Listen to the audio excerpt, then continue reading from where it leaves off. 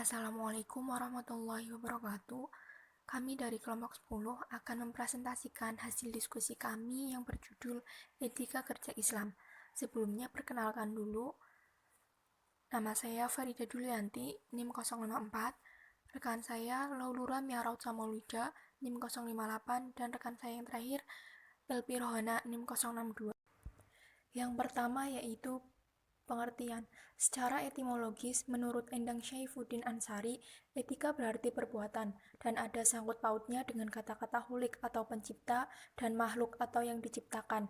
Menurut Hamzah Yakub, etika adalah ilmu tingkah laku manusia yang berkaitan dengan prinsip-prinsip dan tindakan moral yang betul, atau tepatnya, etika adalah ilmu yang menyelidiki mana yang baik dan mana yang buruk.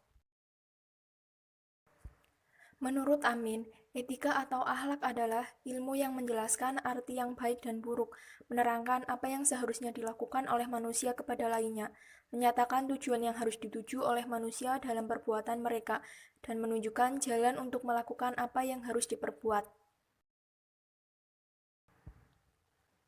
Oleh karena itu, maka etika perdagangan Islam dapat diartikan sebagai suatu perdagangan yang harus mematuhi kumpulan aturan-aturan yang ada dalam Islam. Pemakaian etika disamakan dengan akhlak, adapun persamaannya terletak pada objeknya, yaitu keduanya sama-sama membahas baik buruknya tingkah laku manusia.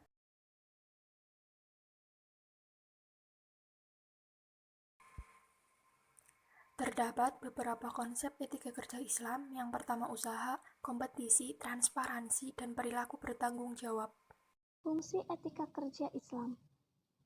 Etika kerja Islam diungkapkan Triyuwono tahun 2000 bahwa tujuan etika menurut Islam adalah menyebarkan rahman pada semua makhluk.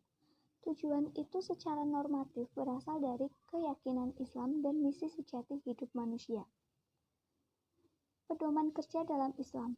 Yang pertama, bekerja adalah manifestasi keimanan. Dengan kata lain, poros dari kerja adalah tauhid. Yang kedua, menghindari eksploitasi terhadap sumber-sumber alam dengan cara yang melampaui batas. Yang ketiga, menghindari dari perbuatan merugikan orang lain atau merusak lingkungan. Yang keempat, rezeki yang didapatkan dari hasil kerja, sebagiannya ada yang berfungsi sosial. Yang kelima, adanya ketertarikan individu terhadap diri dan kerja yang menjadi tanggung jawabnya. Selanjutnya yang keenam, berusaha dengan cara yang halal dalam seluruh jenis pekerjaan. Yang ketujuh, dilarang menjadikan seseorang sebagai alat produksi atau binatang dalam kerja. 8. Islam tidak mengenal pekerjaan yang mendurhakai Allah, seperti memeras bahan-bahan minuman keras. Dan yang terakhir ada profesionalisme. Meneladani etos kerja Rasulullah SAW. Muhammad bin Al-Hasan, sahabat Abu Hanifah, meriwayatkan pula bahwa Nabi suatu hari bersalaman dengan Sa'ad bin Mu'adz dan ternyata kedua tangan Sa'ad terasa kasar.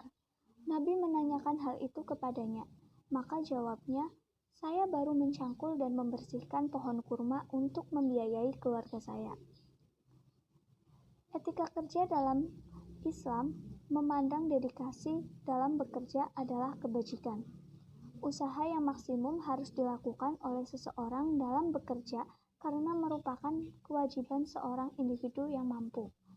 Kerja kreatif merupakan sumber kebahagiaan dan pencapaian atau accomplishment menurut Sutono pada tahun 2008. Islam tidak membenarkan seseorang jadi penonton, tetapi harus menjadi pemain untuk mengelola sumber daya yang ada. Karena apapun yang diperoleh oleh seseorang merupakan hasil dari apa yang telah diusahakannya. Yang selanjutnya, produktivitas kerja. Produktivitas kerja merupakan tingkat keunggulan yang diharapkan dan pengandalian atas tingkat keunggulan untuk memenuhi keinginan konsumen. Produktivitas dimulai dari kebutuhan pelanggan dan berakhir pada persepsi pelanggan. Implementasikan interaksi antar karyawan atau pekerja dan pelanggan yang mencakup yang pertama, ketepatan waktu, berkaitan dengan kecepatan memberikan tanggapan terhadap keperluan-keperluan pelanggan. Yang kedua, penampilan karyawan, berkaitan dengan kebersihan dan kecocokan dalam berpakaian. Yang ketiga, kesopanan dan tanggapan terhadap keluhan, berkaitan dengan bantuan yang diberikan dalam menyelesaikan masalah-masalah yang diajukan pelanggan. Produktivitas dapat diukur pada tingkat individual, kelompok, maupun organisasi. Produktivitas juga mencerminkan keberhasilan atau kegagalan dalam mencapai efektivitas dan efisiensi kinerja dalam kaitannya dengan penggunaan sumber daya. Produktivitas mencakup sikap mental patriotik yang memandang hari depan secara optimis dengan berakar pada keyakinan diri bahwa kehidupan hari ini adalah lebih baik dari hari kemarin dan hari esok lebih baik dari hari ini. Sikap seperti ini akan mendorong munculnya suatu kerja yang efektif dan produktif, yang sangat diperlukan dalam rangka peningkatan produktivitas kerja.